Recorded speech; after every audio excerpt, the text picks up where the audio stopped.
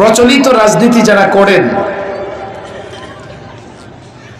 কেউ ডেমোক্রেসি গণতন্ত্র গণতন্ত্র বলতে বলতে মুখে ফনা তুলে ফেলে, আবার কেউ সেকুলারিজম সেকুলারিজম ধর্ম নিরপেক্ষতা বলতে বলতে দিবানা পাগল হয়ে যায়, শেষ পর্যন্ত ছাগলও হয়ে যায়। কেউ বলে সোশ্যালিজম, হাতুড়ি কাচি, কমিউনিস্ট আছে একদল সমাজতন্ত্রের কথা বলে, জীবন দিয়ে ফেলে সমাজতন্ত্রের জন্য। কেউ বলবে জাতীয়তাবাদ, ন্যাশনালিজম। আমি এই নীতি, আমি এই মতবাদ, আমি এই মতাদর্শকে সাপোর্ট করতে পারি না। কেন পারেন না? কেন সাপোর্ট করতে পারেন না? এর কারণ এগুলো সব মানব রচিত। আর মানব রচিত কোনো মতবাদ কিংবা কোনো মতাদর্শ দিয়ে আর যাই হোক মুসলমানরা শান্তিতে থাকতে পারবে না। আমি যখন এই বক্তৃতা করতেছি, কেউ বলবে হুজুর আপনি তো সাম্প্রদায়িক ধর্মান্ধ, অনেকটা উগ্রবাদী টাইপের, জঙ্গিবাদ টঙ্গিবাদ আছে কিনা আপনার আঁচলের নিচে, কর্তার নিচে? আপনারা ২৫০০ একেবারে শহরের মানুষ না, এটা তো ২৫০০ পৌরসভা, তাই না? আপনাদের কষ্ট হচ্ছে নাকি? আরো যারা আছেন মাঠে তো অনেক লোকজন দেখে আসলাম, পেছনে ডানে রাস্তায় যারা আছে একজন থাকবে না, হয়তো প্যান্ডেলের নিচে আসবে, নাহলে বাড়ি যান ঘুমান, এখনো কিছুটা ঠান্ডা আছে, কম্বল গরম করেন গিয়া। এটা ওলামাদের আয়োজনের প্রোগ্রাম, এটা কোনো খান খেয়ালি না, উরুস মাহফিল না। রাস্তায় কেউ থাকবে না। ২৫০০-এর হাজারো আলেমের সংগঠন এটা, খান খেয়ালি মনে করলে হবে না। অনেক প্রোগ্রামে আমরা আসি, নানা কারণে আসি, কিন্তু এই প্রোগ্রামে ওলামাদের মহব্বতে আসি। এই জন্য আমার অনুরোধ, প্যান্ডেলের বাইরে যারা আছি, বাজারে, দোকানের সামনে, রাস্তাঘাটে, মাদ্রাসার ছাত্র, স্কুল কলেজের স্টুডেন্ট, দোকানদার, ব্যবসায়ী, বিজনেসম্যান, সবাই প্যান্ডেলের নিচে চলে আসি।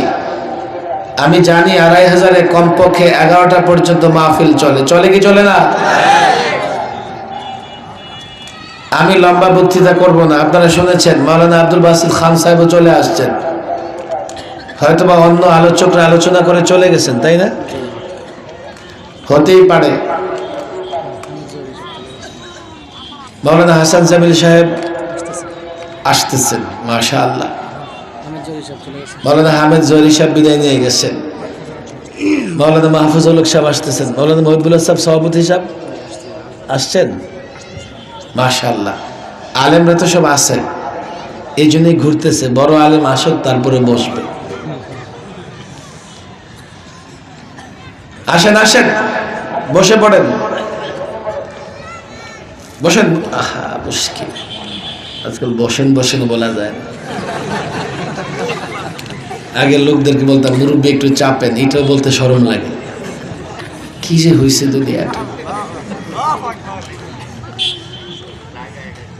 আস্তাগফিরুল্লাহ।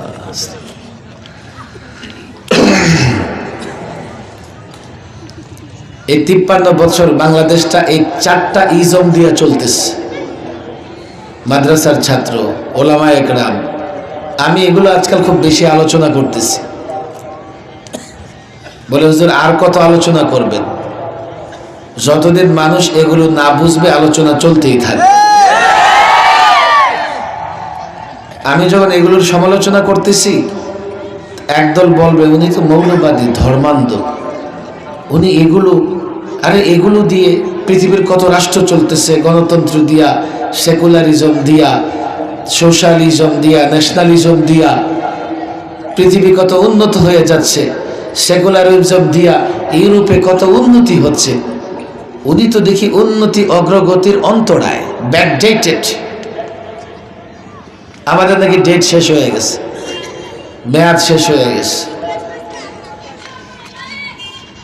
তাদের জন্য বলছি, এই তন্ত্র মন্ত্র ইজম এগুলোর সমালোচনাকারী আমি একমাত্র ব্যক্তি নই। আমাদের বাংলাদেশেও যারা রাষ্ট্রবিজ্ঞান নিয়ে পড়াশোনা করে তারা দেখবে আমাদের রাষ্ট্রবিজ্ঞান বইতে গণতন্ত্রের সুফল কুফল নিয়ে বিতর্ক আছে, আছে না নাই?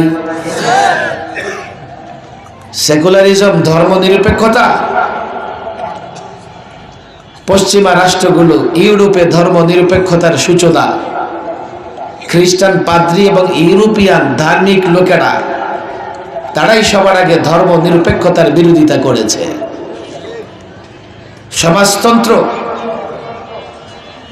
গণতন্ত্র সমাজতন্ত্রকে সাপোর্ট করে না, আবার সমাজতন্ত্রওয়ালারা গণতন্ত্রের নামটাও শুনতে পারে না।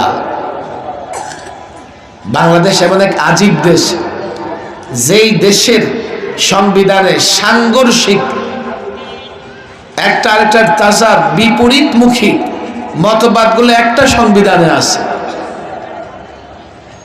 আজীব এক দেশ, আজীব এক সংবিধান। সুতরাং এগুলোর সমালোচনা চলে আসছে। আমি সমালোচনা করছি বলে ধর্মান্ধ হয়ে যাই নাই, তবে যারা আমাকে ধর্মান্ধ বা সাম্প্রদায়িক বলে, বড় সমস্যা হচ্ছে এই তন্ত্র মন্ত্রগুলো তাদের মাথায় এইভাবে বসে গেছে, তারা এর বিকল্প কিংবা ব্যতিক্রম চিন্তা করতে পারে না। এই জন্য আমি এগুলোকে ধর্ম বলি। কেন ধর্ম বলি? তারা তাদের মাথায় ইসলামকে পাশ কাটিয়ে এই প্রচলিত ধর্ম, প্রচলিত তন্ত্রগুলো সেট আপ করে ফেলেছে। তাহলে ইসলাম কোথায়? তোমার মাথায় যদি তন্ত্র মন্ত্র সেট আপ হয়ে গিয়ে থাকে, ইসলামটা কোথায় রেখেছো তুমি?